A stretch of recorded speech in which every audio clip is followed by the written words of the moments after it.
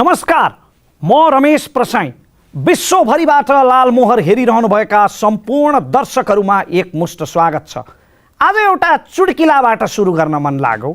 एउटा घरमा दुईजना मान्छेहरू एकअर्कालाई नराम्रोसँग गाली गरिरहेका रहेछन्, सत्तो सराप गरिरहेका रहेछन्। चर्को चर्को आवाज सुनिएपछि त्यो घरभित्र जब छिमेकीहरू गएर हेरे, एउटा अनौठो दृश्य देखेछन् उनीहरूले। दुईजना अल्छेहरू भुइँमा पल्टेका रहेछन्, दुवैका नाकमा माखा झिङ्गा बसेर भुन भुन भुन भुन भुन भुन भनभनाइरहेका रहेछन्। र ती दुवैजना एकअर्कालाई किन गाली गरिरहेका रहेछन् भने उसले मेरो नाकको झिङ्गा धपाइदिएन, मेरो नाकको झिङ्गा किन नधपाइदिएको भनेर दुवैजना एकअर्कालाई गाली गरिरहेका रहेछन्। दुवैजनाको नाकमा झिङ्गा भन्किरहेका रहेछन्। साथी हो, हाँस्ने यही नै रहो। तपाईको र मेरो पुस्ताको सबैभन्दा ठुलो दोष भनौँ कि नियति भनौँ कि रोग भनौँ कि यही नै हो। राजनीतिले देश सक्यो, खत्तम पारो, लुटे, देश खाए भन्न जानेका छौँ। हामीले सत्तो सराप गर्न जानेका छौँ, गाली गलोज गर्न जानेका छौँ। राजनीति फोहोर भयो भने सफा गर्न जाऊ न त भन्दा फोहोर भयो भन्ने चाहिँ सबैलाई थाहा छ, तर सफा गर्ने जाँगर, हिम्मत, त्यो डेरिङ, साहस कसैसँग छैन। हामीलाई फुर्सद पनि कहाँ छ र? कसैलाई आफ्नै परिवारको चिन्ता छ, कसैलाई डिबी र पिआरको चिन्ता छ, कोही आफ्नो करियरसँग डराएको छ, कसैले ठुला पार्टी वा नेताहरूको छत्रछायामा चाकरी गरेर पेट भराएको छ। आफ्नो आफ्नै समस्याहरूबाट, आफ्नै चिन्ताहरूबाट जेलिएका छौँ हामी। देशको चिन्ता गर्ने त फुर्सदै छैन हामीलाई। त्यो त कहिलेकाहीँ सामाजिक सञ्जालमा पोख्ने पो हो त। देश बाहिर गएकाहरूको त आफ्नो बाध्यता होला, तर देशभित्रै भएका तपाईँ हामीमध्ये धेरैको भोटर आइडीमा समेत नाम छैन। हामी त्यो प्रक्रियामै सहभागी भइरहेका छैनौँ जुन प्रक्रियाले तपाईँको र मेरो भविष्य निर्धारण गर्छ। अनि त्यो प्रक्रियामै हामी सहभागी भइरहेका छैनौँ भने हामीलाई ती राजनैतिक दलहरूको निन्दा गर्ने, तिनीहरूलाई गाली गर्ने, सत्तो सराप गर्ने अधिकार छ। सबैले राजनीति गर्नु पर्दैन, तर कमसेकम आफ्नो भविष्य छान्ने मतदान जस्तो काममा त हरेक नागरिक सहभागी हुनुपर्ने हो नि। एकजना युवाले यसपटक त्यो हिम्मत गर्नुभएको छ, केही युवाहरूले गर्नुभएको छ। गर्ने मध्येका एकजनालाई आज हामीले निम्त्याएका छौँ, जसले गाली र सत्तो सरापमा मात्रै समय खर्च नगरेर यसपटक काठमाडौँ महानगरपालिकाको मेयर पदमा उम्मेदवारी दिने घोषणा गर्नुभएको छ। जो राजनीतिक पार्टीका, शीर्षस्थ राजनीतिक पार्टीका उम्मेदवारहरू जत्तिकै चर्चामा हुनुहुन्छ यति बेला, बालेन शाह, युवा उम्मेदवार बालेन शाहसँग काठमाडौँ महानगरपालिकाको विकास र समृद्धिबारे, उहाँका योजना र भिजनहरूबारे आज हुनेछ बहस। कार्यक्रम पुरै हेर्ने प्रयास अवश्य गर्नुहोला।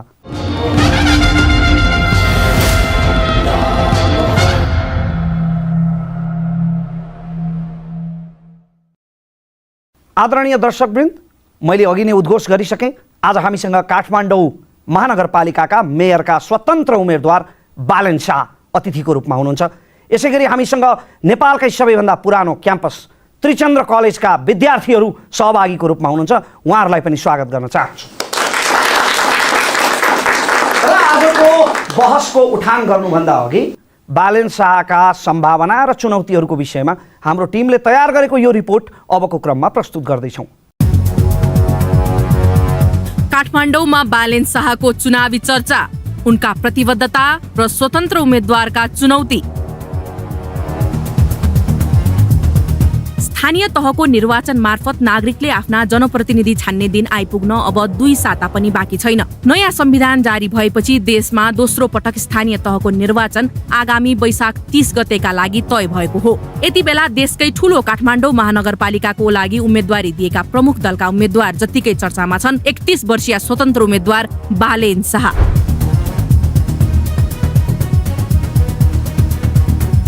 र्याप संगीत मार्फत युवाहरूमाझ पहिलेदेखि नै परिचित बालेन युवा पुस्ताकै माझ बढी चर्चामा छन्। पेसाले उनी स्ट्रक्चरल इन्जिनियर हुन्। काठमाडौँ नरदेवी स्थायी बासिन्दा बालेन काठमाडौँ महानगरबाट स्थानीय निर्वाचनमा उम्मेदवारी घोषणा गर्ने पहिलो व्यक्ति हुन्।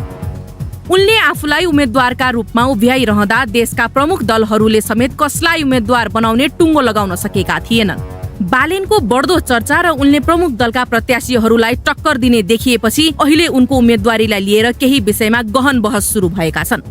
यी बहसहरू विशेष गरी स्वतन्त्र रूपमा विजयी हुने नगर प्रमुखका चुनौतीहरू, उनले प्रस्तुत गरेका प्रतिबद्धताहरू, स्थानीय सरकार सञ्चालन सम्बन्धी संवैधानिक र कानुनी व्यवस्थाप्रति भएका हुन्। अहिले स्वतन्त्र उम्मेद्वारमा हुने सरकार सञ्चालनको अनभिज्ञता, कानुनी कठिनाइदेखि स्वतन्त्र युवाले सरकार सञ्चालनमा ल्याउने नवीनता, राजनीतिक दलहरूका नियोजित र कार्यकर्ताको स्वार्थका भारी बोक्नु नपर्ने फाइदा लगायतमा बहस केन्द्रित भइरहेका छन्। जस्तै 1. के उनले प्रस्तुत गरेका योजनाहरू वस्तुगत, व्यावहारिक, महानगरको साधन स्रोत र क्षेत्राधिकारले सम्पन्न गर्न सकिनेछन् वा उनका इच्छाहरू अर्थात् विश लिस्ट हुन् जुन कार्यान्वयनमा लैजान सम्भव छैन। 2.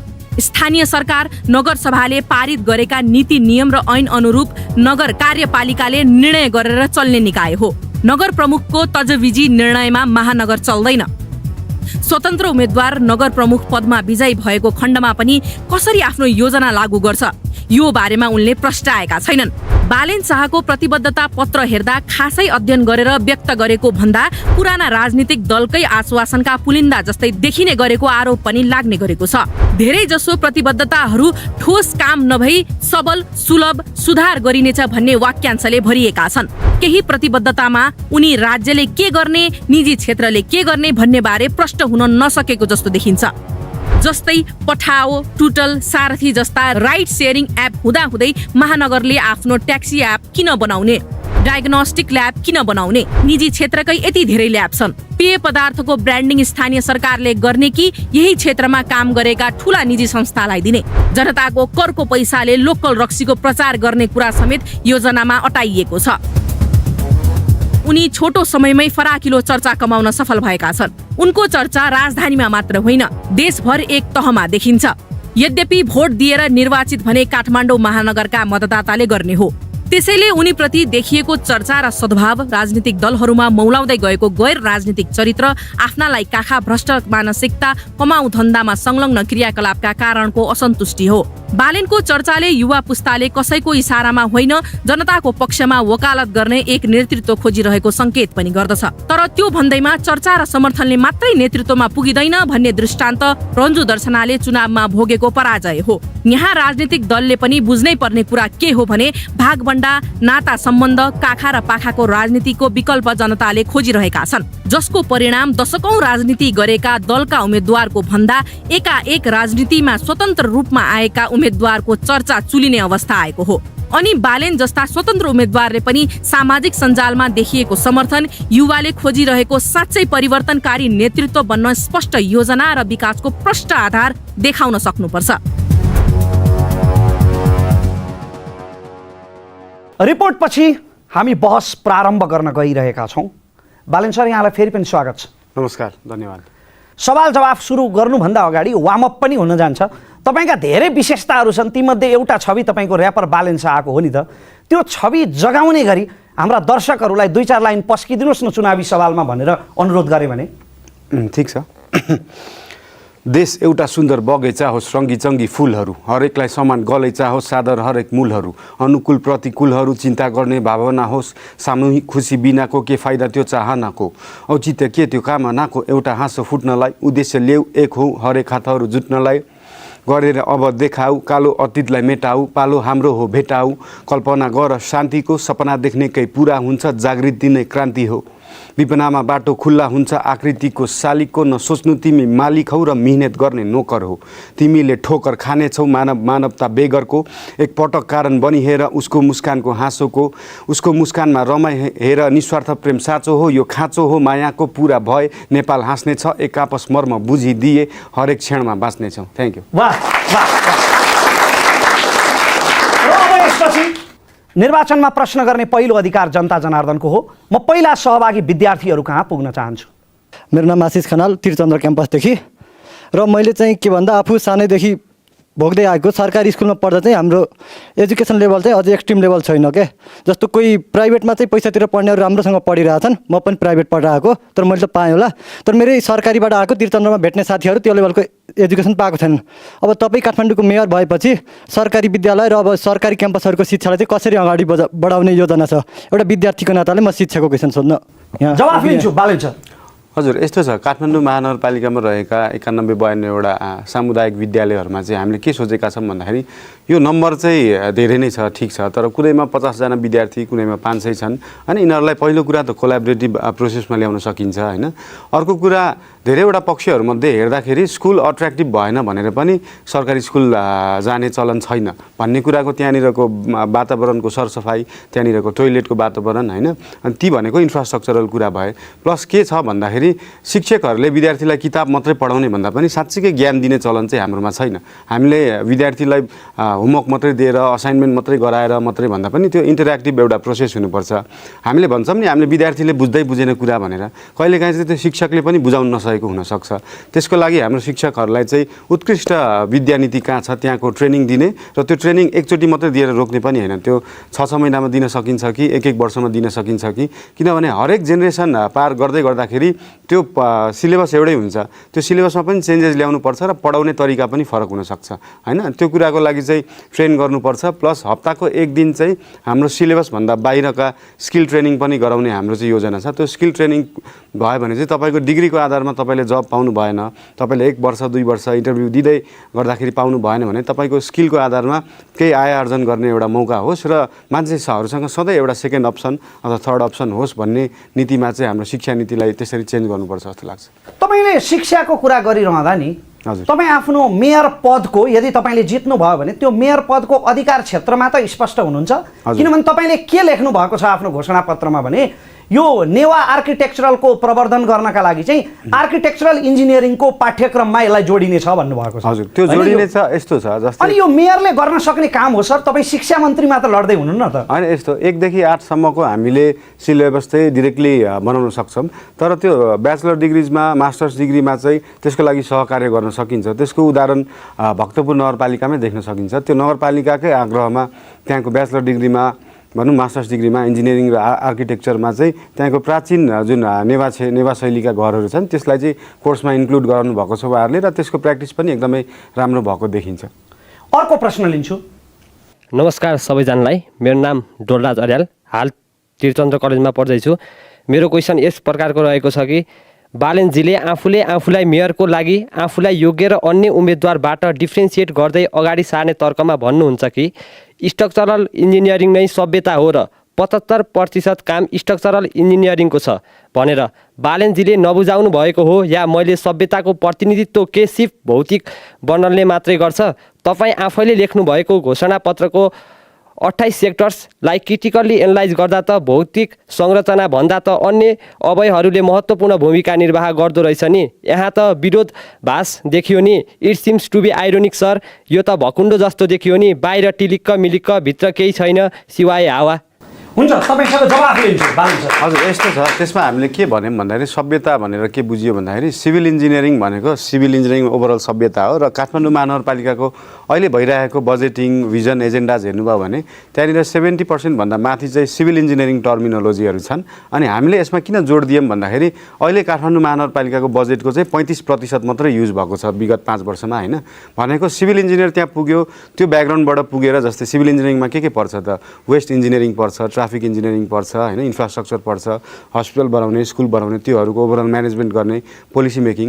भन्नुको अर्थ एउटा सिभिल इन्जिनियरिङ ब्याकग्राउन्डबाट त्यो पोस्टमा पुग्यो भने एकदमै फेलियर कन्डिसनमा पनि 70% चाहिँ बजेट युज गर्न सक्छ भन्ने बुझाइ हो त्यसको। धन्यवाद। तपाईँले कतिपय ठाउँमा कस्तो तर्क दिनुहुन्छ भने यो मेयर हुनु भनेको त एउटा कम्पनीको सिइओ हुनु जस्तै हो नि, यसको राजनीतिसँग सम्बन्ध छैन भन्नुहुन्छ। तर कम्पनीको सिइओले पनि त प्रभावकारी रूपमा काम गर्नका लागि त्यहाँ कम्पनीका सेयर होल्डरहरू, कम्पनीको बोर्ड अफ डाइरेक्टर्स त उसको पक्षमा हुनु पर्यो नि त, कोअपरेट गर्नु पर्यो नि सिइओलाई, नत्र सिइओ मात्रै भएर त के काम हुन्छ र? त्यस्तै तपाईँ निर्दलीय स्वतन्त्र उम्मेदवारको रूपमा लड्दै हुनुहुन्छ। यहाँ तपाईँका जो वडाध्यक्षहरू हुनेवाला छन्, जो नगरसभामा हुनेछन्, जो नगर कार्यपालिकामा हुनेछन्, उनीहरू त कुनै न कुनै आस्थाबाट आएका हुन्छन्। अनि उनीहरूले तपाईँलाई कोअपरेट नगरेको अवस्थामा त तपाईँले मेयर जितेर पनि के पाउँछ र काठमाडौँले? यस्तो हुन्छ, कार्यपालिकाको बैठकमा जति वडाध्यक्षहरू बस्नुहुन्छ होइन, सदस्यहरू बस्नुहुन्छ, उहाँहरूको यो मेयर उपमेयर बस्दाखेरिको मिटिङहरूलाई चाहिँ हामीले लाइभ टेलिकास्ट अथवा ट्रान्सपेरेन्ट भिजुअली देखाउन सक्यौँ भने सबै साधारण नगरवासी जसले चाहिँ आफ्नो जनप्रतिनिधिलाई भोट दिएको हुन्छ उहाँहरूले देख्न पाउनुहुन्छ को चाहिँ मिटिङमा साँच्चीकै बस्नुहुन्छ। त्यही लाइभ टेलिकास्ट गर्ने पनि त निर्णय त नगरसभाले अनुमोदन गर्नु पर्ला नि त। फेरि होइन, राजाले जस्तो ठाडो आदेश दिने जमाना त होइन यो। होइन, लाइभ टेलिकास्ट गर्ने निर्णय उहाँहरूले नमान्दाखेरि त्यो पनि त जस्तै सांसद र वडाध्यक्षमा फरक हुन्छ हामीले भनिरहेको हुन्छौँ। सांसद चाहिँ एउटा गाउँबाट जितिसकेपछि राजधानीमा आएर बस्छ, ऊ चुनाव भन्दा अगाडि 5 वर्ष कहिले पनि फर्किन्न। तर वडा अध्यक्ष त सधैँ आफ्नै वार्डमा काम गर्ने, कार्यालयमा काम गर्ने, त्यही नगरवासीहरूसँग सधैँ कनेक्ट हुँदाखेरि त्यो एजेन्डा भिजन चाहिँ प्रभाव भएको छ कि छैन भन्ने कुराको त एउटा मेकानिजम हामीले पनि बनाएको छौँ र त्यो चाहिँ ट्रान्सप्यारेन्ट, जति ट्रान्सप्यारेन्ट राखियो, जति चाहिँ त्यसलाई पारदर्शी गरियो, त्यति नै चाहिँ उहाँहरूले चाहिँ यो विरोध गर्ने, बिना लजिक चाहिँ विरोध गर्न पाइएन। लजिक राखेर यो बजेट चाहिँ भएन, यति पैसा चाहिँ यसलाई छुटाउनु हुँदैन भन्ने लजिक हुनु चाहिँ राम्रो कुरा हो, तर बिना लजिक चाहिँ त्यहाँ कसैले विरोध गर्न सक्दैन भन्ने हाम्रो बुझाइ हो। तपाईँको सुन्दा त मिठो सुनिन्छ कि, तर यो कति व्यावहारिक छ त? आफ्नो पार्टीबाट पालिएका पोषिएका कार्यकर्ताहरू ठेकेदार हुने देश हो यो। तिनैले विकास परियोजनाहरू सञ्चालन गर्ने, अनि हरेक ठेकेदारको पछाडि, हरेक व्यापारीको पछाडि, हरेक बिचौलियाको पछाडि राजनैतिक दलको लबिङ हुने समाज हो यो। यो समाजमा तपाईँले भनेको यो कुरा कति व्यावहारिक होला सर? होइन, व्यावहारिक हेर्नै सकिन्छ। ललितपुर महानगरपालिकामा अहिले जो मेयर हुनुहुन्छ उहाँ अल्पमतमा हुनुहुन्छ, उहाँको पूर्ण मत पुग्दैन, तैपनि उहाँले कम्पेरेटिभली काठमाडौँभन्दा धेरै राम्रो काम गर्नुभएको छ। भक्तपुरमा हेर्न सकिन्छ राम्रो काम भएको, तर भक्तपुरमा त पुरै उहाँहरूको पुग्छ होइन। यसरी नै हामीले 18-20वटा नगरपालिकाहरूको अध्ययन गर्दाखेरि कुनै सक्सेसफुल नगरपालिका थिए, कसैले काम गर्न नसकेको, तर यो कार्यपालिकाबाट विरोध हुने नआउने भन्ने चाहिँ कस्तो हुँदो रहेछ भन्दाखेरि त्यो मेयर आफै भ्रष्टाचारी भयो, मेयर चाहिँ कमिसनको खेलमा लाग्यो। अघि हजुरले भन्नुभयो जस्तै आफ्नै पार्टीका ठेकेदारहरूसँग मिलेमतो गरेर त्यो पैसा खाने बाटोमा लाग्यो भने चाहिँ बल्ल वडाध्यक्षहरूले सपोर्ट नगर्ने, अथवा कसैले 100 रुपियाँ खाएको छ भने मलाई पनि 10 रुपियाँ देऊ भन्ने स्थिति चाहिँ त्यस्तो केसमा आउँदो रहेछ। तर मेयर साँच्चीकै भिजनरी, एउटा आफ्नो राम्रो एजेन्डा भिजन बोकेर आएको र त्यो असल छ, भ्रष्टाचारी छैन भन्दाखेरि चाहिँ काम हुँदो रहेछ भन्ने हाम्रो चाहिँ बुझाइ भयो। यही भिजनको कुरा गरिरहँदा नि तपाईँका एकजना प्रतिद्वन्दी उम्मेदवारले यही प्लेटफर्ममा के भन्नुभयो भने ती राष्ट्रिय स्तरका ऱ्यापर बुद्धि भएको भए त पार्टी बनाएर हिँड्नुपर्ने, निर्दलीय लड्ने त यो राजावादी जस्तो चरित्र भयो भनेर उहाँले भन्नुभयो। हो, साँच्चीकै तपाईँलाई पनि सोकल्ड राजावादीहरूलाई जस्तै दलीय व्यवस्थामा विश्वास छैन? राजनीतिक दल असफल भएका हुन् यो देशमा? होइन, राजनीतिक दल कुन लेभलमा हुनुपर्छ भन्ने कुरा हामीले छुट्टै गरेका छौँ। स्थानीय निकाय, स्थानीय सरकार, स्थानीय निर्वाचन चाहिँ निर्दलीय हुनुपर्छ भनेर चाहिँ हामीले अहिले 4-5 महिनादेखि एडभोकेसी गरिरहेछौँ। त्यही आधारमा एउटा देशभरि वेब फैलिएर चाहिँ स्वतन्त्र उम्मेदवारहरू उठ्नु भएको छ। किन भन्दाखेरि पोलिटिकल पार्टीमा आबद्ध भयो एउटा मेयर भनेपछि उसले आफ्नो पार्टीको मान्छे, आफ्नो पार्टीको कर्मचारीले नराम्रो काम गर्दा पनि कारबाही गर्न सक्दैन, अनि अर्को पार्टीले काम गर्दाखेरि राम्रो काम गर्दा पनि विरोध हुने। यो स्वतन्त्र व्यक्ति त्यहाँ नपुगेसम्म यो सिन्डिकेटलाई ब्रेक हुँदैन। उसले चाहिँ उसको जिम्मेवारी, उसको उत्तरदायित्व चाहिँ को प्रति हुन्छ, पार्टीप्रति हुन्छ कि नगरवासीप्रति हुन्छ भन्ने कुरालाई चाहिँ स्पष्ट धारणामा ल्याउनको लागि चाहिँ स्वतन्त्र व्यक्ति त्यहाँ पुग्नुपर्छ भन्ने बुझाइ हो हाम्रो। तर तपाईँ स्वतन्त्र उठे पनि तपाईँको घोषणापत्र त उही बोतल फेरियो रक्सी पुरानो भने जस्तो पुराना राजनीतिक दलहरूबाटै सापट लिएको जस्तो अपरिपक्व जस्तो देखिन्छ नि भने तपाईँको जवाफ के हुन्छ? होइन, हाम्रोमा धेरै फरक कुराहरू पनि छन्। जस्तै उदाहरणको रूपमा हामीले इन्फ्रास्ट्रक्चर एम्बुलेन्स भनेका छौँ, भौतिक पूर्वाधार एम्बुलेन्स जो चाहिँ कल सेन्टरबाट सञ्चालित हुन्छ, जसलाई चाहिँ हाम्रो बाटो खाल्टो भयो, ढल फुट्यो, केही समस्या पर्यो, पर्ने खण्डमा चाहिँ फोन गरेर बोलाउन सकिन्छ।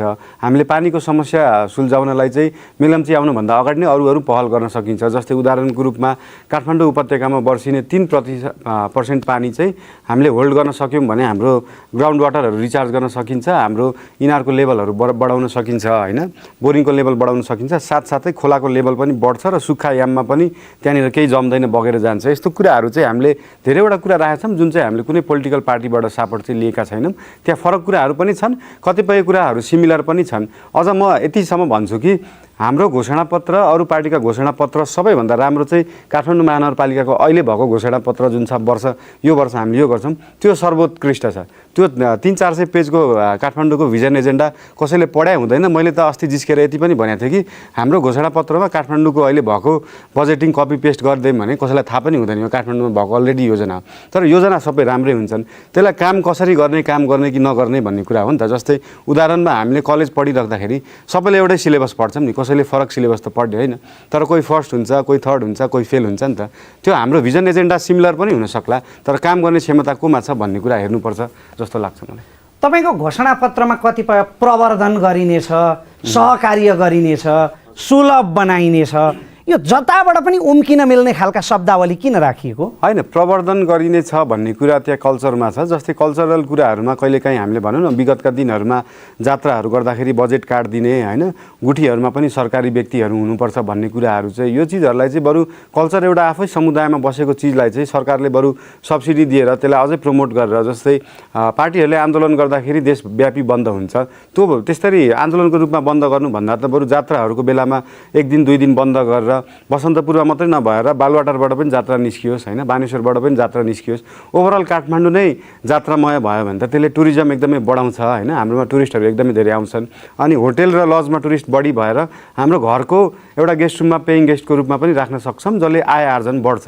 भन्नुको अर्थ के हो भन्दाखेरि हामीले कल्चर जोगाउने, हामीले सम्पदा, हाम्रो सभ्यता जोगायौँ भने हाम्रो आय आर्जनमा पनि वृद्धि हुन्छ भन्ने कुरा चाहिँ मान्छेमा नजोडेसम्म चाहिँ सबैजनाले मिलेर जोगाउन चाहिँ गाह्रो हुन्छ भन्ने कुरा हो। तर कङ्क्रिट रूपमा नलेखिसकेपछि यस्तो प्रकारका शब्दावलीहरू पहल गरिनेछ, सहकार्य गरिनेछ, प्रवर्धन गरिनेछ, यो त कसैले देख्ने होइन। होइन, सहकार्य पनि छ। त्यो सहकार्य कस्तोमा छ भन्दाखेरि खोला नालालाई, बागमतीलाई के गर्ने भन्दाखेरि अधिकार सम्पन्न बागमती सभ्यता भन्ने छुट्टै निकाय हो, त्यो चाहिँ प्रधानमन्त्रीबाट पनि डिरेक्टेड हुँदैन।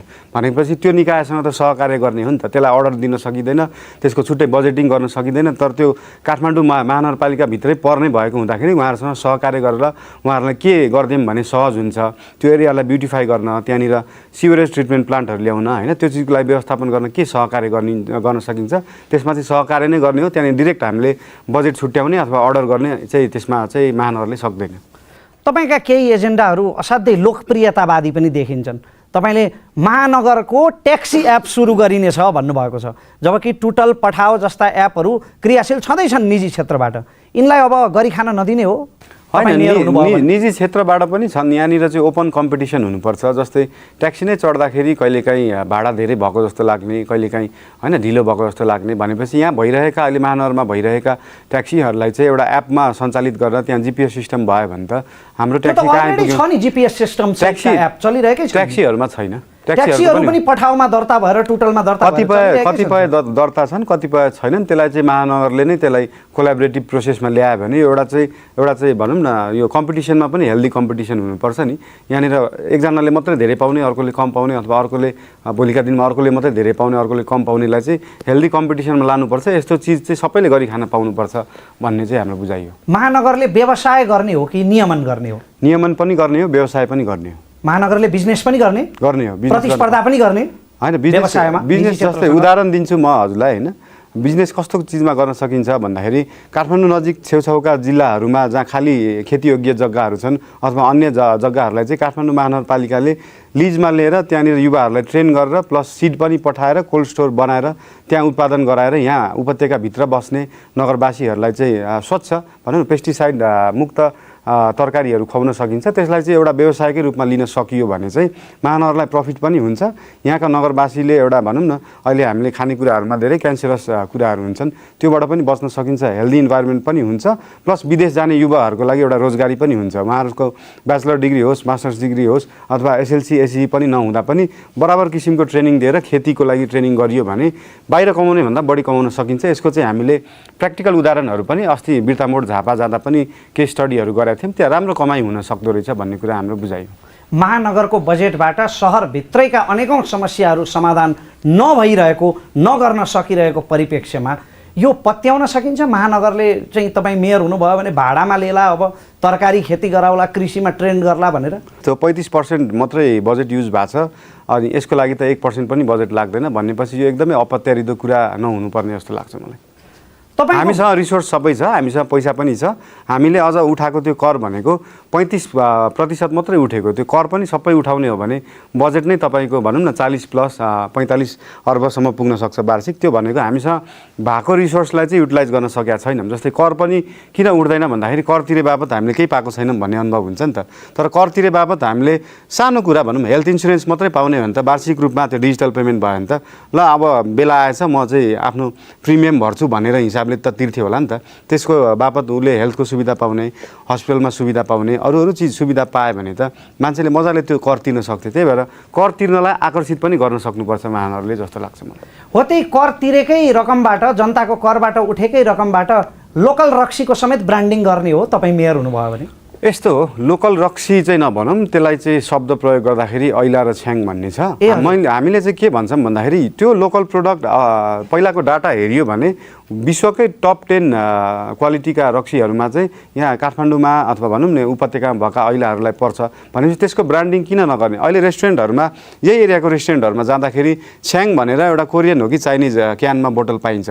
भन्नुको अर्थ हामीसँग भएको चिजलाई चाहिँ हामीले ब्रान्डिङ नगरेर विदेशबाट इम्पोर्ट गरिरहेको छौँ। यस्तो चिजलाई चाहिँ इम्पोर्ट रोकेर चाहिँ हामीले आफ्नै चिजलाई चाहिँ ब्रान्डिङ गर्न सक्नुपर्छ भन्ने बुझायो। लोकल रक्सीको ब्रान्डिङसँग आपत्ति होइन, तर त्यो ब्रान्डिङ गर्न त कुनै निजी क्षेत्रले गर्नुपर्ने हो नि, कुनै कम्पनीले गर्नुपर्ने हो नि, महानगरले, राज्यले गर्ने हो र? होइन, महानगरले लाइसेन्स प्रदान गर्न सक्छ, त्यसको क्वालिटीको एउटा मापदण्ड बनाउन सक्छ। जस्तै त्यो त सरकार लेभलबाटै हुनु पऱ्यो नि। सबैले बनाउने तरिका फरक होला, सबैको कुनै भनौँ न त्यो क्वालिटी पनि फरक हुनसक्छ। तर प्रायः काठमाडौँ महानगरको भित्री हाम्रो हेरिटेज एरियाहरूमा बन्ने रक्सीको क्वालिटी चाहिँ एउटै छ। त्यसको एउटा मापदण्ड बनाएर उहाँहरूलाई लाइसेन्स दिएर त्यो चिजलाई चाहिँ सरकारको लेभलबाट सहकार्य गऱ्यो भने त्यो महानगरले कमाउने होइन कि उहाँहरूले पनि एउटा रोजगारीको एउटा भनौँ लिगली एकदमै लिगल रूपमा रोजगारीको एउटा वातावरण सिर्जना भयो भने उहाँहरूले अरू व्यवसाय गर्नुभन्दा आफूले जानेकै, आफूले अहिलेसम्म सानोदेखि गरिरहेकै व्यवसाय गरेर उहाँले जीविकोपार्जन गर्न पाउनुभयो भने त त्यो त खुसीको कुरा हो नि त। यो चुनाव प्रचारको क्रममा अन्तर्वार्ता दिइरहँदा तपाईँले 90,835 भोट मेरो कन्फर्म भनिरहनु भएको छ। 10वटा सुन्तोलासँग तुलना पनि गर्नुभयो त्यसलाई हजुरहरूकै टिभीमा। तपाईँले भनेका ती 10वटा सुन्तोलाको ठाउँमा 4-5वटा मात्रै फेला परे भने?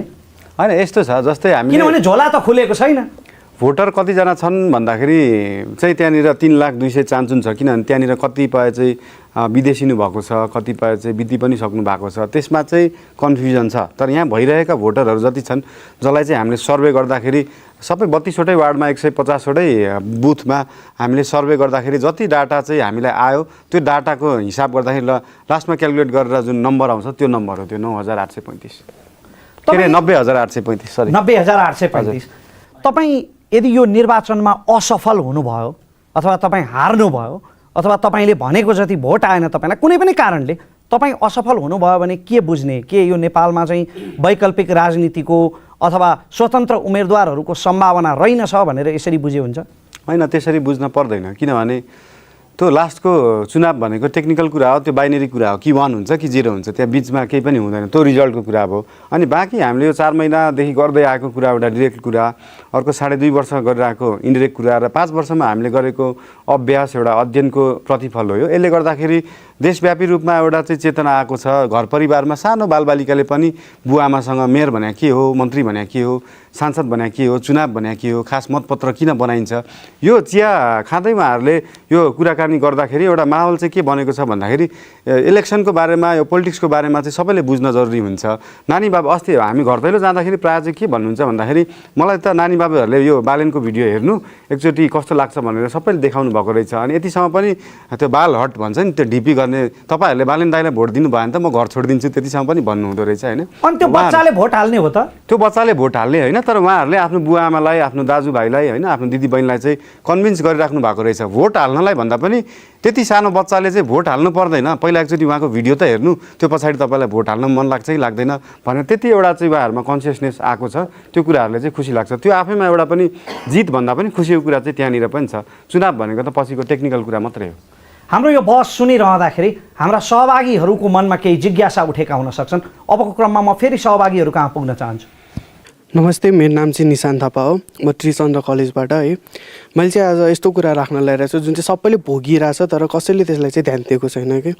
जस्तै हाम्रो राजाहरूको पालामा चाहिँ के भएको थियो भने जति पनि गाडीहरू, भेहिकलहरू थियो त्यसलाई चाहिँ के भने लग्जरियस गुडमा राखेर 200% भ्याट लिएको थियो, हो किन? तर अहिलेको जेनेरेसनमा आउँदाखेरि, अहिलेको टाइम पिरियडमा आउँदाखेरि जति पनि भेहिकलहरू छ त्यो सबै नेसेसरी गुडमा गइसकेको छ नि त, अति आवश्यकमा गइसकेको छ। त्यही पनि त्यसलाई अब 200% भ्याट लिँदाखेरि राम्रो होला कि अब तपाईँले आएर केही चेन्ज गर्नुहुन्छ कि त्यसलाई? होइन, यस्तो अब यसमा बोल्न त मन थियो, तर अघि उहाँले भन्नुभयो जस्तै तपाईँलाई थाहा छ कि छैन काठमाडौँ महानगरपालिका अधिकार क्षेत्रभित्र पर्छ कि पर्दैन। हामीले चाहिँ के भन्दैछौँ भन्दाखेरि एटलिस्ट यो चिज हाम्रो क्षेत्रमा पर्दैन, तर हामीले काठमाडौँ महानगरमै भएको चाहिँ लोकल भेहिकलहरूलाई चाहिँ 100% इलेक्ट्रिकल बनाउन सकिन्छ र प्राइभेट निकायलाई पनि भनौँ न लोकल पब्लिकलाई पनि इलेक्ट्रिक भेहिकल चढ्नु, त्यसले गर्दाखेरि जुन पैसाको मार त्यहाँनिर करमा मात्रै नभएर इलेक्ट्रिक भेहिकल अलिकति कर कम पनि छ। प्लस अनि पेट्रोलको भाउ बढिरहेको हुन्छ, डिजेलको भाउ बढिरहेको हुन्छ, तर हामीसँग इलेक्ट्रिक कार हाम्रो भनौँ न किचनमा पनि इन्डक्सन कुकरहरू इलेक्ट्रिक सामग्रीहरू भयो भने, किनभने हाम्रो मेन स्ट्रेङ्थ भनेकै इलेक्ट्रिसिटी हो नि त, त्यो भयो भने हामीलाई सायद पेट्रोलको भाउ जति भए पनि फरक पर्दैन थियो कि त्यो रूपमा चाहिँ महानगरको लेभलमा लान सकिन्छ। र हजुरले भन्नुभएको कुरालाई चाहिँ पछि हामी अरू चुनाव आउँदैछन्, मङ्सिरमा चुनाव हुन्छ, 5 वर्षपछि चुनाव हुन्छ, त्यो सेन्ट्रल लेभलमा पुगिसकेपछि त्यो कुराहरूलाई चाहिँ पछि चेन्ज गर्दै जाउँला।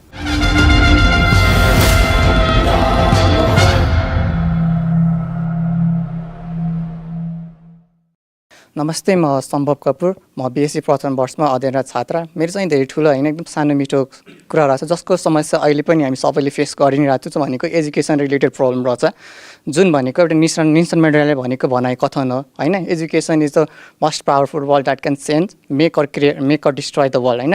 त्यही भनेको कुरा अनुसार होइन, हामी अरू कुरा कतै नजाउँ भनेर एजुकेसन शिक्षामा जाउँ भने त्रिचन्द्र भनेको सबभन्दा पुरानो कलेज होइन। पढाइको सिलसिला भनेको त्रिचन्द्र कलेजबाट नै सुरु भएको छ। बट यहाँ अहिले त्रिचन्द्र कलेजको हालत हेऱ्यो भने हेर्दाखेरि कसैले भन्न सक्दैन त्रिचन्द्र कलेज सबभन्दा अगाडि खोलेको कलेज अहिले पनि हेर्दाखेरि उसको अवस्था भनेको यही रहेछ भने। यसभन्दा पनि कति पार्टी आए, कति बने, कति मेयर गए, कति गए होइन। त्यहाँबाट बाढी पनि कतिको गाडी पनि कुद्ने गर्छ होइन। त्यो कलेज कसैले के भएछ, के चेन्जेस लाग्छ, केही छैन नि। पहिला पनि जे थियो अहिले पनि त्यही रहेछ। त्रिचन्द्र कलेज एउटा उदाहरण मात्रै हो, अधिकांश शैक्षिक संस्थाहरूको हालत त यस्तै छ नि बालन सर।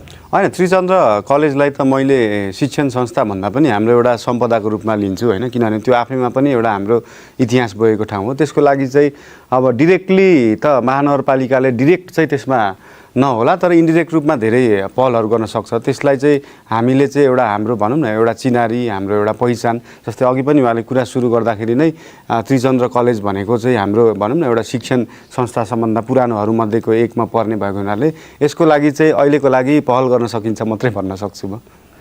यो काठमाडौँमा जुन यति विघ्न ट्राफिक जामको समस्या छ नि हजुर, जुन अन्य ठाउँहरूको तुलनामा, अन्य धरान विराटनगर अन्य सहरहरूसँग तुलना गर्ने हो भने झन्डै 10 गुणा जति बढी समय खर्च हुन्छ काठमाडौँमा यात्रा गर्दा। हजुर, यसलाई व्यवस्थापन गर्नका लागि तपाईँका योजनाहरू के छन्? यसको व्यवस्थापनका लागि कसरी मुक्ति दिलाउनुहुन्छ हामीलाई? 2-3वटा कुरा छ। जस्तै सानो कुरा गर्दाखेरि वान वे बाटोहरू धेरै बनाउन सकिन्छ होइन, जुन चाहिँ हामीले यसो सरसर्ती हेर्दाखेरि ओहो यो ठाउँमा चाहिँ वान वे भएर यताबाट घुमेर आउने भएको भए, उदाहरणको रूपमा हाम्रो कोरिडोरमा भएको ब्रिजेसहरू छ नि, पुलहरू, त्यो पुलहरू कति नजिक राखेका छन्, दुइटै टु वे हुन्छ। यहाँनिर के अरे हाम्रो विष्णुमती खोलामा भएकोमा चाहिँ वान वे बनाएको रहेछ नि, त्यस्तो चिजहरू धेरै बाटोहरूमा पनि गर्न सकिन्छ, सहरको बिचमा पनि गर्न सकिन्छ, एउटा कुरा। अर्को कुरा भनेको कार्यालयको प्रकृति हेरेर त्यसको टाइम सेड्युलिङ गर्न सकिन्छ। जस्तै स्कुलहरू 8 बजे भित्रै खोलिसक्नुपर्ने भयो भने 8 बजे पछाडि स्कुल बसहरू देखिँदैन थियो होला होइन। सुन पसल होइन, लुगा पसलहरू 12 बजेदेखि खोल्नलाई उहाँहरूलाई भन्न सकिन्छ। एनजिओहरू 1 बजेदेखि अथवा आइटीका अफिसहरू अनि बेलुका बरु 7 बजे 8 बजे 9 बजेसम्म लान सकिन्छ। त्यसको लागि चाहिँ ट्राफिकलाई चाहिँ सेग्रिगेट भयो एउटा कुरा। अर्को उहाँहरूले चाहिँ सेग्रिगेट होइन भन्ने बित्तिकै मान्छन् भन्दाखेरि के समय त होइन होइन मान्छन् भन्दा पनि उहाँहरूको चाहिँ प्रश्न के हुन्छ भन्दाखेरि त्यसमा सेक्युरिटी प्रब्लम होला, हामीले बेलुका हिँड्दाखेरि हाम्रो गाह्रो होला। त्यसको लागि चाहिँ प्रारम्भिक चरणमा चाहिँ हामीले 10,000वटा CCTV जडान गर्ने काठमाडौँ महानगरभरि, र हाम्रो नगर प्रहरीहरूको नम्बर अहिले जति हुनुपर्ने त्यति पुगेको पनि छैन, उहाँहरूलाई त्यो लेभलको ट्रेनिङ पनि दिएको छैन, सेक्युरिटीको ट्रेनिङ। जुन चाहिँ उदाहरण हेर्ने हो भने ललितपुरमा हेर्न सकिन्छ। ललितपुरमा हासेतुजीले गर्नुभएको जस्तो गरेर नगर प्रहरीलाई सञ्चालन गरियो भने यहाँ सेक्युर वातावरण बनाउन सकिन्छ। बाहिर CCTV पनि राख्न सकिन्छ। लोकल ट्रान्सपोर्टहरूमा पनि कम्पलसरीली CCTV राख्यो भने त्यहाँनिर ह्यारेसमेन्टहरू रोक्न सकिन्छ होइन, किनभने मान्छेलाई कसैले हेरिरहेको छ भनेपछि क्राइम रेट एकदमै कम हुन्छ अनि एउटा सेक्युर वातावरण पनि सृजना हुन्छ। अनि यसलाई बिस्तारै ढकेल्दै जाँदाखेरि भोलिका दिनमा काठमाडौँ भनेको आफैमा पर्यटकीय सहर भएको हुनाले 24 घन्टै खोलिनुपर्छ र बरु हप्तामा चाहिँ 2 दिन कार्यालयहरू बिदा गरियो भने 2 दिनमा चाहिँ मान्छेले भनिन्छ नि अब बेलुकासम्म आयो भने कतिखेर फ्यामिलीलाई भेट्ने भन्ने कुराहरू पनि हुन्छ। त्यो 2 दिन चाहिँ मान्छेले पुरै फ्यामिली टाइम होइन, एउटा रमाइलो गर्ने टाइम, किनभने आफै काठमाडौँ आफैमा एउटा रमाइलो गर्ने ठाउँ हो होइन, किनभने मान्छेहरू यहाँ खुसी भएर बस्न चाहन्छन्। त्यो 2 दिन चाहिँ पुरै फ्यामिली साथीभाइलाई टाइम दिएर बाँकी 5 दिन चाहिँ मान्छेले एकदमै प्रपरली आफ्नो अफिस टाइम चाहिँ पूर्ण रूपले काम गरोस्। अनि यसरी ट्राफिक म्यानेज पनि हुन्छ। यसका लागि इलेक्ट्रिकल बसेसहरूमा चाहिँ के भन्छौँ भन्दाखेरि अहिले भएका प्राइभेट जुन कम्पनीजहरू छन् कालो प्लेटहरू, उहाँलाई चाहिँ कम्प्लिटली विस्थापित गर्नु हुँदैन। उहाँहरूलाई चाहिँ कोलाबोरेटिभ प्रोसेसमा आएर एउटा छाता सङ्गठनमा अहिले भइरहेको कालो प्लेटहरूले पनि आफ्नो गाडी बेचेर इलेक्ट्रिक बस इन्भेस्ट गर्न सक्नुहुन्छ। काठमाडौँ महानगरले पनि गर्छ अनि अरू कम्पनीजहरूलाई पनि कोलाबोरेटिभ प्रोसेसमा ल्यायो भने एउटै छाता सङ्गठन भयो भने एउटै कार्डले चाहिँ जुनसुकै बस चढ्न सकिन्छ र त्यो कार्डलाई महिनाभरि रिचार्ज गरेर जुनसुकै रुटमा पनि जान सकिन्छ। यसले कम्पिटिसन रोकिन्छ। कम्पिटिसन रोक्यो भने जाम पनि रोकिन्छ। एउटै बसले चाहिँ सबभन्दा धेरै यात्रु चाहिँ मेरोमै राख्छु भनेर कुरेर बसिराख्ने सिस्टमको पनि एउटा भनौँ यसले बन्द गर्छ। त्यसले गर्दाखेरि गाडी रोकेर हुने जाम पनि रोकिन्छ, प्लस एउटा हेल्दी इन्भाइरोमेन्टमा चाहिँ हामी हिँड्न पाउँछौँ जस्तो लाग्छ मलाई।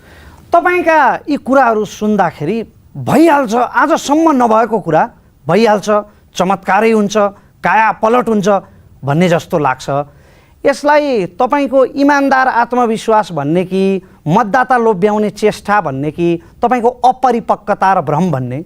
होइन, भ्रम भन्नु मिल्दैन। किन भन्दाखेरि म इन्जिनियरिङ ब्याकग्राउन्डको हो, म आफै स्ट्रक्चरल इन्जिनियर हो। मैले कुरा गर्दाखेरि इम्पोसिबल कुरा गर्नै मिल्दैन, किनभने मलाई इन्जिनियरिङ काउन्सिलले नै कारबाही गर्न मिल्छ मैले यस्तो नहुने कुरा गरेँ। तपाईँलाई एउटा दृष्टान्त दिउँ। हजुर, यातायात व्यवस्था विभागका महानिर्देशकसँग मैले अन्तर्वार्ता गरेको थिएँ र उहाँले टिपरहरूलाई कम्तीमा तौलिने वेट मेसिन राखौँ न भन्दा वेट मेसिनमा तौलिने बेलामा पनि उहाँहरूको सङ्गठन अगाडि आयो। यसरी तपाईँलाई पाइला पाइलामा हरेक काम गर्दा यहाँ सङ्घ सङ्गठनहरू अगाडि सर्छन्, राजनैतिक दलका युनियनहरू अगाडि सर्छन्, कुनै पनि काम तपाईँको समयमा हुन पाउँदैन। यो अवस्थामा तपाईँका यी कुराहरू स्वेर कल्पना जस्ता लाग्छन् कि होइन? त्यही भएर त मैले भनेको अहिले भइरहेका कालो प्लेट सबै विस्थापित गरेर चाहिँ सरकारले मात्रै ट्रान्सपोर्ट गर्यो भने चाहिँ तपाईँको उहाँहरू सङ्घ संस्थाहरू आइलाग्ने, राजनीतिक पार्टीको आइलाग्ने चाहिँ त्यो हो। तर सबैजना कोलाबोरेटिभ प्रोसेसमा जाउँ, कसैको भइरहेको व्यापारलाई चाहिँ बन्द गर्नु हुँदैन भन्ने प्रोसेसमा आजसम्म नगएको र त्यो एजेन्डामा कसैको पनि थिएन। त्यही भएर चाहिँ काम नभएको जस्तो लाग्छ मलाई। अर्को प्रश्न लिन्छु यति बेला। नमस्ते, मेरो नाम चाहिँ दिनेश साउद, म चाहिँ त्रिचन्द्रबाट। सर, मेरो प्रश्न तपाईँलाई के छ भने तपाईँले सबै कुराहरू टेक्नोलोजीमा भन्नुभयो, तर अब जस्तै हेर्दाखेरि यो राजनीतिकले चाहिँ राजनीति मतलब पोलिटिक्स यो चुनाव आउँदाखेरि हाम्रै स्कुलमा पनि 15-20 दिन चाहिँ छुट्टी हुने भइरहेछ। त्यसले चाहिँ हाम्रो शिक्षामा असर परिरहेछ। अनि तपाईँले चाहिँ यसमा चाहिँ जस्तै टेक्नोलोजीमा यसलाई पनि त टेक्नोलोजीमा केही चेन्ज गर्न तपाईँले पहल चाल्नुहुन्छ कि हुन्न कि भन्न खोजेँ। विद्यालयहरूमा राजनीतिकरण कसरी रोक्नुहुन्छ? होइन, विद्यालयहरूमा राजनीतिकरण रोक्न सकिन्छ, त्यसमा कडाई रूपले लाग्नुपर्छ। काठमाडौँ महानगरपालिका पनि लाग्नुपर्छ, निर्वाचन आयोग पनि लाग्नुपर्छ। विभिन्न कार्यक्रमहरू हुन्छन्, त्यसमा चाहिँ मौन बसिरहेको अवस्था हुन्छ। त्यो मौन किन बसिन्छ भन्दाखेरि त्यो एक लेभलमा पुगिसकेको मान्छेले त्यसमा कारबाही गर्न सक्दैन। उदाहरणको रूपमा हामीसँग भएको अहिले 18वटा यहाँभित्र भएको नगरपालिकाको मेयरहरू यसमा किन लाग्दैनन्, यस्तो चिजलाई रोक्नमा किन लाग्दैनन् भन्दाखेरि उहाँहरू आफै कुनै न कुनै पार्टीबाट आबद्ध हुनुहुन्छ। त्यो पोस्टमा चाहिँ स्वतन्त्र व्यक्ति नगएसम्म यस्तो चिजलाई रोक्नै सक्दैन, किनभने आफै त्यो राजनीतिक पार्टीमा आबद्ध भइसकेपछि कुनै पनि भनौँ न ओपन स्पेसमा अथवा त्यस्तै शिक्षण संस्थाहरूमा राजनीतिको एउटा भनौँ न गोष्ठी सम्मेलन गर्न उसले रोक लाउन सक्दैन, किनभने त्यो आफै एउटा पार्टीमा आबद्ध भएको हिसाबले। त्यही भएर स्थानीय सरकारमा चाहिँ सबै स्वतन्त्रहरू आयो भने यस्तो चिजलाई सजिलै रोक्न सकिन्छ। जस्तो राजनीतिक दलको अथवा राजनीतिक आस्थाको कुरा गर्दा हाम्रो भोटिङ पनि डिएनए सिस्टममा चलेको छ। मेरा हजुरबुवाले मेरा बुवाले फलानालाई भोट हाले, त्यसकारण मैले पनि हाल्नुपर्छ भन्ने हाम्रो परम्परा छ। यो सदियौँदेखि त होइन, वर्षौँदेखि बसेको यो परम्परालाई चिर्न तपाईँमा कुन त्यस्तो अभूतपूर्व विशेषता छ र? होइन, हाम्रो विशेषता भन्दा पनि अघि पनि हामीले जोड्यौँ। हाम्रो यो पहिला चाहिँ बुवा आमाले चाहिँ छोराछोरीलाई यसमा भोट हाल्नुपर्छ है भन्ने चलन थियो। यसपालि चाहिँ छोराछोरीले चाहिँ बुवा आमालाई कन्भिन्स गरिराख्नु भएको छ। किन भन्दाखेरि उहाँहरूले पनि के बुझ्नु भएको छ भन्दाखेरि बुवा आमाले चाहिँ हाम्रो समय त अब सकिसक्यो, यसै बाँचियो उसै बाँचियो, यसरी नै चल्यो हाम्रो। छोराछोरीले चाहिँ कम्तीमा चाहिँ एउटा स्वच्छ वातावरण, एउटा खुसी रहेर बस्ने वातावरणमा, एउटा स्वच्छ नगरमा चाहिँ बस्ने वातावरण हुनुपर्छ। म आज दिउँसो चाहिँ मैले चुनाव दिएर आइसकेपछि भोलिका दिनमा त्यहाँ रिजल्ट आउँदाखेरि मेरो पार्टी खुसी होला, म खुसी हुम्ला, तर छोराछोरी चाहिँ दुःखी हुनु भएन भन्ने हिसाबले चाहिँ यसपालिको एउटा कन्सेप्ट गएको छ। त्यही भएर हामी आशावादी छौँ यसमा। अर्को प्रश्न लिन्छु। नमस्ते, मेरो नाम मोहन बस्नेत, त्रिचन्द्र मल्टिपल क्याम्पसबाट फर्स्ट इयरमा पढ्छु म। भर्खरै हजुरले के भन्नुभयो भन्दाखेरि जुन बजेट आउँछ नि महानगरपालिकामा 19-20 अर्ब, त्यसको चाहिँ जम्मा 30% मात्रै युटिलाइज हुन्छ भन्नुभयो। तपाईँ आइसकेपछि 100% बजेट युटिलाइज हुन्छ भनेर चाहिँ कसरी विश्वास गर्न सक्छौँ हामी?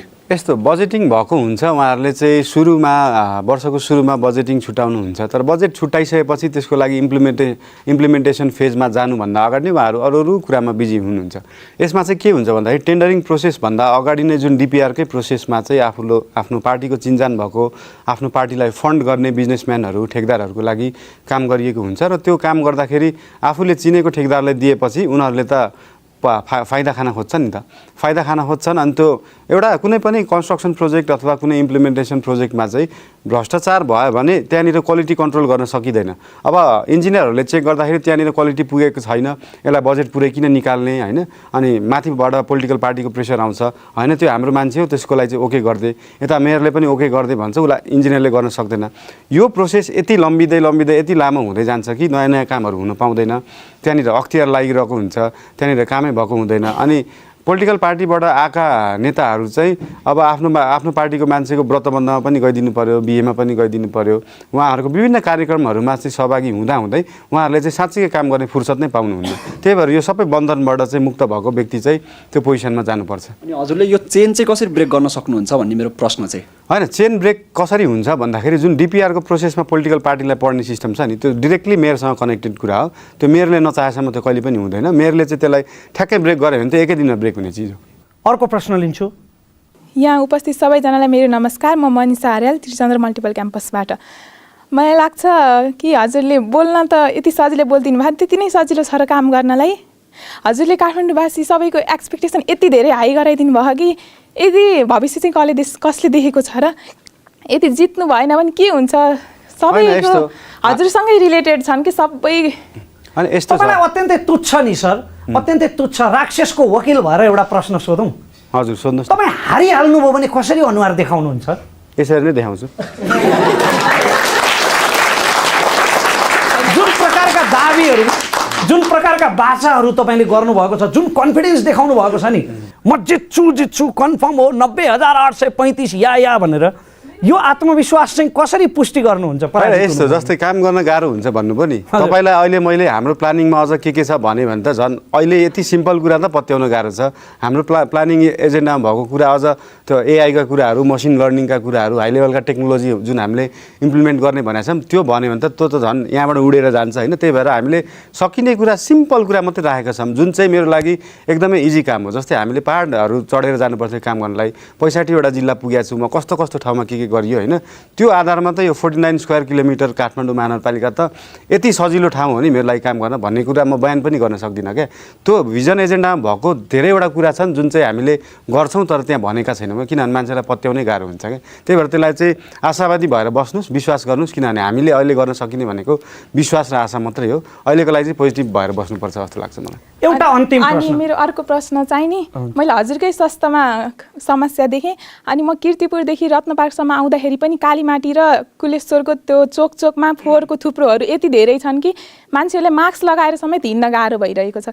त्यसको हेल्थ त हेल्थ होइन र हेल्थ इज वेल्थ। त्यही आफ्नै हेल्थ ठिक गर्नलाई त मेयर बन्न खोजेको हो। यसको लागि हजुरको के योजना छ? होइन, यस्तो योजना छ जस्तै इन्फ्रास्ट्रक्चर एम्बुलेन्स भन्यौँ नि, जुन चाहिँ धुलोको लागि फुटेको ठाउँहरू, हाम्रो बिग्रेका कुराहरूको लागि भयो। फोहोरको लागि चाहिँ काठमाडौँ महानगरपालिकाबाट दैनिक चाहिँ 600 मेट्रिक टन फोहोर निस्किन्छ। त्यहाँमध्ये चाहिँ 70% चाहिँ अर्ग्यानिक हो, जसलाई चाहिँ तुरुन्तै मलको रूपमा कन्भर्ट गरेर छिमेकी जिल्लाहरूमा चाहिँ दिन सकिन्छ, त्यहाँबाट उत्पादन भएको तरकारी लिन सकिन्छ। त्यो भनेको आफूलाई फोहोरलाई कन्भर्ट पनि गर्न सकियो, फाइदा पनि भयो। बाँकी भनेको प्लास्टिक जन्य फोहोरलाई चाहिँ आसफाल्टसँग मिक्स गरेर ब्ल्याक टपिङ गर्न सकिन्छ, सिसा जन्यलाई रिसाइकल गर्न सकिन्छ। यो एकदमै ठुलो टेक्नोलोजी पनि होइन, किनभने कान्तिपुर भन्ने सिरियल मदन कृष्ण श्रेष्ठ हरिवंशज्यूको चाहिँ उहाँको त्यो सिरियलमै देखाइसकेको कुरा हो 25 वर्ष अगाडि भनेको। त्यही बेला थियो त्यो टेक्नोलोजी, त्यसको लागि मोनिटरिङ नपुगे मात्रै हो। तपाईँभन्दा अगाडिका मेयरहरूलाई अथवा यसभन्दा अगाडिका पदाधिकारीहरूलाई पनि त फोहोर त गनाउँदो हो नि, यो टेक्नोलोजी त थाहा नभएको होइन होला? होइन, उहाँहरूलाई फोहोर पनि गनाउँदो हो, उहाँहरूलाई टेक्नोलोजी पनि थाहा थियो, तर उहाँहरूको गाडीको सिसा चाहिँ यति बलियो थियो कि त्यहाँभित्रै पसेन क्या। तपाईँको गाडीको सिसा कस्तो हुन्छ बालनजी? तपाईँको गाडीको सिसा? मेरो गाडीको सिसामा त तपाईँको त्यो एसी चलाउँदा पनि त्यो दुर्गन्ध आइरहेको हुन्छ, सस्तो खालको गाडी हो मेरो, त्यही भएर चाहिँ त्यो गाह्रो भएको। म तपाईँको भनेपछि कार्यक्रममा सहभागी हुन त पाएको छैन, तर तपाईँले चाहिँ एकदम सेक्युरिटी राख्नुहुन्छ, कुरा गर्न आउनेहरूलाई पनि भगाउनुहुन्छ, तपाईँलाई भेट्न कुरा गर्न त असाध्यै कुनै लाड साहेबलाई भेटे जतिकै दुर्लभ छ भन्ने सुन्छु। कोही आउनु भएको छ मसँग यहाँ? एकजना आउनु भएको छ मसँग गाडीमा बस्न, अनि अर्को साथी हो मसँग कोही पनि आउनु भएको छ। यहाँ त नेसनल मिडिया भएर लिएर आउनु भएन होला? होइन, अस्तिको एउटा इभेन्टको कुरा गर्नुभएको थियो होला होइन। त्यो इभेन्टमा चाहिँ के भयो भन्दाखेरि हामी 2 जना मात्रै गएको थियौँ होइन। त्यहाँनिर चाहिँ ठ्याक्कै 4:00 चाहिँ पुग्नुपर्ने, अनि उहाँहरूले भनौँ न हाम्रो शुभचिन्तकहरूले घेरेर फोटो खिच्यौँ भन्दाखेरि मैले फोटो खिच्दा कहिले पनि नाइ भन्दिनँ। तर उहाँहरूले चाहिँ म्यानेजमेन्टले चाहिँ के भन्नु भन्दाखेरि ठ्याक्कै 4 बजे तपाईँ त्यहाँभित्र पुग्नु भएन भने चाहिँ हाम्रो जागिर जान्छ भन्नुभयो। उहाँले चाहिँ त्यो फोटो खिच्ने वातावरणलाई रोकेर चाहिँ भित्रबाट लान खोज्नुभयो। त्यो चाहिँ मैले हायर गरेको मेरो बडीगार्ड सेक्युरिटी होइन, त्यो म्यानेजमेन्ट कम्पनीकै थियो र त्यो 4 बजे पुग्नलाई गर्नुभएको थियो उहाँले। नमस्कार, मेरो नाम भक्तप्रसाद नेउपाने, म त्रिचन्द्रमा अध्ययनरत विद्यार्थी हो। तपाईँको मैले एउटा इन्टरभ्यू हेरेको थिएँ जसमा चाहिँ धरहरालाई चाहिँ तपाईँले व्हाइट टावर भनेर भन्नुभएको थियो। यसरी डेभलप गर्दै जाँदाखेरि पुरातात्विक तत्त्वहरू एन्ड सम्पदाहरू चाहिँ भत्केर सकेर फेरि त्यसको पुनर्निर्माण गर्दाखेरि नाम चेन्ज गर्दाखेरि त्यो सम्पदाप्रतिको जुन हाम्रो चाहिँ विश्वास थियो त्यो विश्वास घट्दैन र? होइन, त्यो यस्तो अब तपाईँ अहिले चाहिँ जुन पोजिसनमा हुनुहुन्छ भोलि त्यो मेयर पोजिसनमा गएर तपाईँको नाम चेन्ज गर्न मिल्छ? धरहरा जुन पछाडि भत्किएको जुन एउटा संरचना थियो त्यो चाहिँ धरहरा हो। त्यसको मेटेरियलको कुराले गर्दाखेरि त्यो धरहरा हो, त्यसको हिस्ट्रीले गर्दाखेरि त्यो धरहरा हो, त्यो बनाउने तरिकाले गर्दाखेरि त्यो धरहरा हो। होइन, थोरै कुरामा भन्दिनँ, जस्तो मायादेवीको मन्दिर पनि छ, त्यो चाहिँ बनाउन त फेरि पछि मान्छेले बनाएको हो के अरे, खोज त्यहाँ चाहिँ त्यस्तो प्राकृतिक तत्त्वहरू भेटेकोले त्यो मायादेवीको मन्दिर हो जहाँ बौद्ध धर्म चाहिँ गौतम बुद्ध जन्मेको हुन्। होइन, तपाईँको प्रश्न के आउँदैछ पनि थाहा छ, म बोल्दैछु सुन्नु न। के छ भन्दाखेरि त्यो पछाडि जुन भत्किएको जुन टेक्नोलोजी थियो नि, कन्स्ट्रक्सन टेक्नोलोजी, त्यहाँ चाहिँ इँटा माटो चुना सुर्खीहरू युज गरेर बनाइएको। अनि हाम्रो टुरिज्मको हिसाबले त्यो किन इम्पोर्टेन्ट थियो भन्दाखेरि विदेशीहरू यहाँ नेपालमा आउँदाखेरि अचम्म पर्नुहुन्थ्यो। यहाँनिर इँटा र माटो र सुर्खी प्रयोग गरेर यत्रो 12-13 तल्लाको संरचना बनाउनु भयो। त्यसको लागि फोटो खिच्नुहुन्थ्यो उहाँहरूले, त्यसको बारेमा लेख्नुहुन्थ्यो। त्यो चाहिँ फरक कुरा थियो, विश्वमा कहीँ पनि नभएको चिज चाहिँ त्यो अचम्मको चिज त्यो थियो। तर अहिले बनाएको 24 तल्लाको चाहिँ कङ्क्रिटको त्यो चिज चाहिँ कुनै नौलो चिज होइन। त्यस्तो 24 तल्लाको कङ्क्रिट भनेको त युरोपमा अमेरिकामा चोक गल्ली गल्लीमा पाइन्छ। भनेको हाम्रो स्पेसियालिटी के थियो, त्यो चिजलाई चाहिँ हामीले एउटा म्युजियमको रूपमा त्यसलाई देखाउन सकिने चिज थियो। अनि त्यसकै छेउमा भएको सुनधारा चाहिँ हाम्रो सभ्यता नै हो, त्यो हाम्रो सम्पदा नै हो। त्यो भनेको 100औं वर्ष अगाडिको सुनको धाराको पानी हामीले जुन खाने हाम्रो जुन सभ्यता थियो त्यसलाई चाहिँ हेलचेक्राइ गरेर अहिलेको लागि 300 करोड रुपियाँ पैसा चाहिँ टावर बनाउनलाई युज गरियो। सेतो टावर भने मैले त्यसलाई भ्यू टावर पनि भनेपछि धरहरा बनाइएको होइन बिगारिएको हो भन्ने तपाईँको आशय? होइन, धरहरा त बनाएको पनि छैन, बिगारेको पनि छैन। त पछाडि जस्ताको त्यस्तै छ त। अगाडि बनेको जुन टावर त नयाँ चिज हो, जुनलाई चाहिँ हामीले धरहरा किन भन्नु हुँदैन भन्दाखेरि त्यो चेन्ज भएको हो नि त। त्यसको कन्स्ट्रक्सन मेटेरियल पनि चेन्ज भएको छ, प्लस सुनधाराबाट बग्ने पानी पनि त्यो ट्रिपल बेसमेन्टले रोकिदिएको छ। उता आउने पानी त मलहरूले रोकेकै थियो, प्लस जाने पनि रोकियो। भने हामीले जोगाउनु पर्ने कुरा के थियो त? हामी मलामी गएर आउँदाखेरि सुनको पानी छर्किन्छौँ नि, त्यहाँ सुनको धारामा डिरेक्टली नुहाएर जान मिल्थ्यो। सुनको धाराको पानी खाँदाखेरि हाम्रो डाइजेस्टिभ सिस्टम पनि राम्रो हुन्छ। हामीलाई विदेशीहरूले के भन्थे भन्दाखेरि काठमाडौँ उपत्यकाका वासीहरू त सुनको धाराको पानी खान्छन्। त्यो चिजहरूलाई चाहिँ बिर्सिएर हामीले कङ्क्रिटमा चाहिँ पैसा इन्भेस्ट गर्नु भनेको हाम्रो प्रायोरिटी चाहिँ राइट ठाउँमा नपुगेको भन्ने हिसाबले त्यसलाई मैले सेतो टावर भने हो। त्यो भ्यू टावर पनि होइन, किन भन्दाखेरि भ्यू टावर भनेको चाहिँ कुनै पनि सहरमा सबभन्दा अग्लो टावर। त्यो सेतो टावरभन्दा अग्लो त कतिवटा होटेलहरू छन् भनेपछि त्योभन्दा अग्लो चिज त धेरै छ त। त्यसलाई भ्यू टावर पनि भन्न मिल्दैन, त्यो सेतो टावर मात्रै हो, त्यसलाई सेतो टावरै भन्नुपर्छ। नमस्ते, मेरो नाम कुन्दन ओझा, अहिले हाल त्रिचन्द्रमा पढ्दैछु। हजुरले कुरा हिटीको बारेमा उठान गर्नुभएको थियो। हिटी फेरि पुनर्जीवित गराउँदाखेरि त्यसमा त कयौँ स्ट्रक्चरहरू पनि फेरि नासिएला, किन भन्दाखेरि अगाडि नै थुप्रै स्ट्रक्चरहरू बनिसकेको छ हिटीमाथि, अथवा हिटीको लाइन मिचेर। त्यसको लागि चाहिँ हजुरले कसरी म्यानेजमेन्ट गर्नु? होइन, पुरानो अहिले बनिसकेका स्ट्रक्चरहरू भत्काउनु पर्दैन हिटीहरूलाई पुनर्जागरण गर्नलाई। के थियो भन्दाखेरि त्यसको सोर्सहरूमा कुनैमा राजकुलो थियो होला, कुनैमा पोखरीहरू थियो होला। त्यसको लागि मूल जुन ठाउँ क्याचमेन्ट एरिया हुन्छ नि, त्यो क्याचमेन्ट एरियाहरूमा सानो पकेट पोखरीहरू बनाएर पहिला पो तेलिया इँटाले चाहिँ टनेलिङ गरेर हिटीहरूमा पानी ल्याएको थियो। अहिले त हामीसँग राम्रो टेक्नोलोजीहरू छ, त्यो पाइपिङ गरेर चाहिँ पोखरीहरूबाट पाइपिङ गरेर त्यसलाई सिधै ल्याउन नसके पनि घुमाएर ल्याएर चाहिँ त्यसलाई पुनर्जागरण गर्न सकिन्छ। र हिटी संरक्षणमा म के भन्छु भन्दाखेरि त्यसको सरसफाइ त हामी धेरै गर्छौँ, सरसफाइ गरेर एकछिन आनन्द पनि हुन्छ, तर त्यसलाई फेरि त्यो कन्टिन्यू हुँदैन। कन्टिन्यू किन हुँदैन भन्दाखेरि त्यहाँ पानी त आएको छैन, त्यहाँ साँच्चीकै पानी आउन थाल्यो, त्यसको पर्पस जे थियो त्यही फेरि ब्याक टु पर्पसमा आयो भने मान्छेहरूले त्यसको पानी खान पायो भने हरेक हप्ता भनौँ हरेक महिना उहाँहरूले आफै सरसफाइ गर्नुहुन्छ, किनभने त्यो प्रयोगमा आयो नि त। यसरी नै हाम्रो सभ्यता सम्पदाहरू प्रयोगमा आयो, हाम्रो जीवनचर्यासँग हाम्रो लाइफस्टाइलसँग कनेक्ट भयो भने बल्ल सरकारले मात्रै जोगाउनु पर्दैन, सर्वसाधारण सबैले त्यसलाई जोगाउन थाल्छ भन्ने बुझायो हामी। जाँदा जाँदै एउटा तपाईँलाई अन्तिम प्रश्न मेरो तर्फबाट, सामाजिक सञ्जालमा अथवा जनताको नजरमा लोकप्रिय व्यक्तिहरू वैकल्पिक राजनीति अथवा वैकल्पिक शक्ति भन्दै आए, तर उनीहरूको परिणाम चाहिँ उत्साहजनक भएन। तपाईँको परिणाम त्योभन्दा फरक नहोला भन्ने केही आधार दिनुहुन्छ? होइन, धेरै आधारहरू छन्। जस्तै अब मेरो एक्सपिरियन्स, मेरो काम, मैले पढेको कुराहरू ठ्याक्कै अविकसित देशलाई विकसित देश भनौँ न त्यो प्रोसेसमा लानको लागि अहिले चाहिँ इन्जिनियरिङ ब्याकग्राउन्डको मान्छे चाहिन्छ। भोलिका दिनमा एकदमै विकसित भयो भने त्यसको लागि म्यानेजमेन्ट मात्रै भए पुग्छ। तर अहिले हाम्रो बेसिक इन्जिनियरिङ नै बिग्रेको छ नि त। हामीले कुनै कुनै ठाउँहरूलाई रिइन्जिनियर गर्नु पर्ला, कुनै कुनै ठाउँलाई त्यो पजल बिग्रेको होला त्यसलाई मिलाउनु पर्ला होइन। बजेटिङहरूमा त्यस्तो कुराहरू ल्याउनु पर्ला, प्रायोरिटीमा के राख्ने त। जस्तै कुनै संरचना बनाउनु पर्ने छ हाम्रो, त्यो हेर्दा रमाइलो त विज्ञ व्यक्ति सल्लाहकार भइगयो नि होइन, विज्ञ व्यक्ति सल्लाह माने भइगयो नि। सल्लाह मान्ने यस्तो सल्लाह हामीले नदिएको पनि होइन, हामीले विभिन्न नगरपालिकाको मेयरहरूलाई सल्लाह पनि दिन्थ्यौँ, तर सल्लाह बुझ्ने मेयर त हुनु पऱ्यो नि त। सल्लाह बुझ्ने मेयर चाहिन्छ भन्ने कुरा हो होइन। अनि कन्सल्टेन्टहरूको विभिन्न टिम राखिसकेर जुन सल्लाह आउँछ त्यो नबुझेपछि कार्यान्वयन हुँदैन। त्यही भएर त्यो एटलिस्ट त्यो सबै स्वास्थ्यका शिक्षाका जति कन्सल्टेन्टहरू हुन्छन् उहाँहरूले दिएको सल्लाहलाई बुझेर त्यसलाई च्यानल गर्न सक्ने चाहिँ मेयर हुनुपर्छ जस्तो लाग्छ। त्यही कुरा हाम्रो अरूको भन्दा फरक चाहिँ हुन्छ। तपाईँलाई हामी शुभकामना दिन चाहन्छौँ। यद्यपि जनता जनार्दनको हातमा छ तपाईँलाई विजयी गराउने कि नगराउने, र तपाईँका यी शुभ वाक्यहरू साँच्चीकै कार्यान्वयनमा उत्रिन सकुन्। यदि तपाईँ निर्वाचित हुनुभयो भने तपाईँका यी प्रतिबद्धता निरन्तर पछ्याउने बाचासहित आजको बहस हामी टुङ्ग्याउँछौँ। हस्, धन्यवाद। र आजको बहसमा सहभागी भइदिनु भएकोमा त्रिचन्द्र कलेजका विद्यार्थी सहभागीहरूलाई विशेष धन्यवाद। आफ्नो अमूल्य समय दिनुभएकोमा हाम्रा अतिथिलाई विशेष धन्यवाद, र दर्शकहरूलाई कार्यक्रम हेरिदिनु भएकोमा अझ विशेष धन्यवाद दिँदै अर्को साता अन्य अतिथि र अन्य विषयवस्तुका साथ उपस्थित हुने बाचासँगै सम्पूर्ण टिमका साथ लालमोहरको यो श्रृङ्खलाबाट रमेश प्रसाई आज्ञा चाहन्छ। नमस्कार।